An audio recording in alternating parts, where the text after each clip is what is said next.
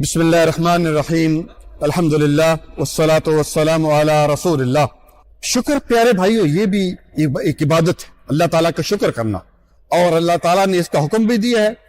سورۃ البقرہ آیت نمبر 153 میں کیا فرمایا کہ فَاذْكُرُونِي أَذْكُرْكُمْ وَاشْكُرُوا لِي وَلَا تَكْفُرُونَ۔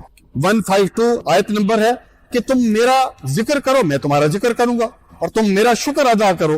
اسی طرح اللہ تعالیٰ نے سورۃ ابراہیم آیت نمبر 7 میں کیا فرمایا، لَإِن شَكَرْتُمْ لَأَزِيدَنَّكُمْ، شکر کرے گا تو اور زیادہ دوں گا۔ پیارے بھائیو کھانے کے بعد ہم جب شکر کرتے ہیں تو اس کے بارے میں سنیے فضیلت۔ سعد بن انس رضی اللہ تعالیٰ عنہ اس حدیث کے راوی ہیں، رسول اللہ صلی اللہ علیہ وآلہ وسلم نے فرمایا کہ من اکل طعاما، کہ جس نے کھانا کھایا ثم قال، اور اس کے بعد یہ دعا پڑھی، الحمدللہ الذی اطعمنی ھذا ورزقنی من غیر حول منی ولا قوة غفر لہ ذنبہ۔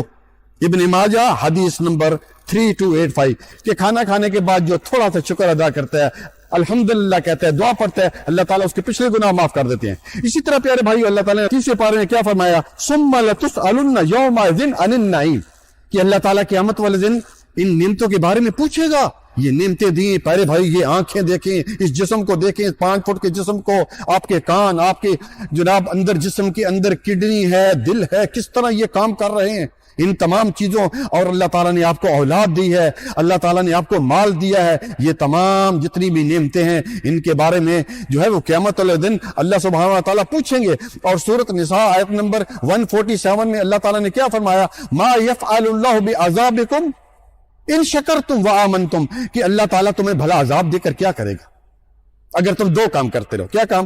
پہلا کام یہ ہے کہ اللہ تعالیٰ کا شکر ادا کرتے رہو، اور دوسرا وآمنتم، اور توحید کے ساتھ رہو، اس کے اوپر پورا ایمان ہو۔ بھائی یہ سب سے اہم چیز توحید ہے، اگر تو اس کی دنیا اور آخرت دونوں جو ہیں وہ تباہ ہو جائیں گی۔ اسی طرح ایک مرتبہ حضرت عائشہ رضی اللہ تعالی عنہا نے رسول اللہ صلی اللہ علیہ وسلم سے پوچھا کہ آپ اتنی محنت کرتے ہیں اللہ کے رسول، آپ کے تو اگلے پچھلے تمام گناہ معاف ہیں، اتنی پھر محنت، اور آپ صلی اللہ علیہ وسلم کتنی محنت کرتے تھے، نوافل میں آپ کے جو پاؤں پر ورم آ جاتا تھا، اور اسی طرح آواز آتی تھی جس طرح ہنڈیا کی پکنے کی آواز ہے، اتنا زیادہ قیام کرتے، اتنا زیادہ سجدے میں دعائیں کرتے کہ پاؤں سوج جاتے، تو آپ صلی اللہ علیہ وسلم نے کیا فرمایا، افلا اکون عبدا شکورا، تو پھر اے عائشہ میں پھر اللہ تعالیٰ کا شکر گزار بندہ نہ بنوں؟ اگر اللہ تعالیٰ نے مجھ پر اتنی مہربانی کی ہے تو پیارے بھائیو آپ بھی دیکھیں، آپ پر اللہ تعالیٰ نے کی مہربانی نہیں ہے؟ آپ کو اللہ تعالیٰ نے اولاد دی، اللہ تعالیٰ نے صحت دی، اللہ تعالیٰ نے اور کتنی نعمتیں دی ہیں بھائیو، آپ دیکھیے ہم کتنی نعمتیں کھاتے ہیں۔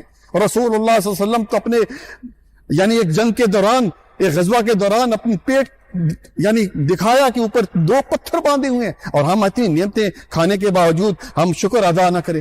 دیکھو پیارے بھائی یہ اتنا پانی ہے، یہ اتنا اللہ تعالیٰ نے، یہ دیکھیں یہ آسمان بنایا بغیر کسی ستون کے، آپ دیکھیے آپ، اسی طرح زمین ہے، یہ جو اس طرح پہلے ہلتی تھی، اللہ تعالیٰ نے اس پہ کیا کہ پہاڑ جو ہے وہ لگا دیے تاکہ انسان جو آرام سے رہے۔ تو ہمیں ہر وقت اللہ سبحانہ و تعالیٰ کا شکر جو ہے وہ ادا کرنا چاہیے۔ اسی طرح پیارے بھائی سورۃ الرحمن، اس میں اللہ سبحانہ و تعالیٰ نے اس آیت کو 30 مرتبہ سے زیادہ لے کے آئے ہیں۔ کیا ہے؟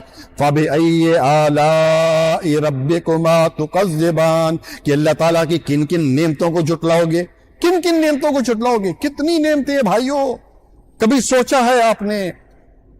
اور سب سے پہلی چیز میں یہ کہوں گا کہ اللہ تعالیٰ کی توحید پر آ جائیے۔ جب تک اس کی توحید مضبوط نہیں ہے، اس کا شکر کرنا، اس کی نماز، اس کا روزہ، اس کی زکوٰۃ کوئی بھی قابل قبول نہیں ہوگی۔ قیامت والے دن اللہ تعالیٰ جہنمی کو ایک نکالیں گے، اور مسند احمد میں ہے، اور اس کو کہیں گے اگر دنیا کا سب مال و دولت تمہیں دے دیا جائے تو کیا تم دے کر اس جہنم کی آگ سے بچنا پسند کرو گے؟ کہے گا ہاں۔ اللہ تعالیٰ کہے گا دنیا میں نے تم سے بہت کم چیز کا مطالبہ کیا تھا، کیا کہ تم میرے ساتھ شرک نہ کرو۔ اللہ تعالیٰ سے دعا ہے کہ اللہ تعالیٰ ہمیں شرک جیسی اس لعنت سے بچائے، اور اللہ تعالیٰ ہم سے زیادہ شکر جو ہے وہ کرنے کی توفیق عطا فرمائے۔ جزاکم اللہ خیرا، بارک اللہ فیک۔